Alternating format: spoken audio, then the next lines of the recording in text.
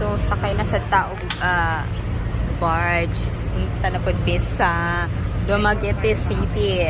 So, it's time to buy medications and groceries. So, doon naman yun ang Dumaguete. So, adre na lang may. Dali ra kayo.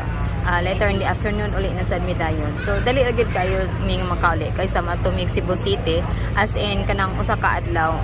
Kapoy na kaayo na. Gabi na kayo may maabot padulong dere sa Natilan. So, okay na gid kayo kung ato mig Dumaguete. So far nindot kayo ang ilang kwan. Very clear. O, di ba nagkuha na nga I love few minutes madto na mi. Sumularga na ang barge. So, yeah. And by the way, and so, yeah, that's what happened. We're going to Negros.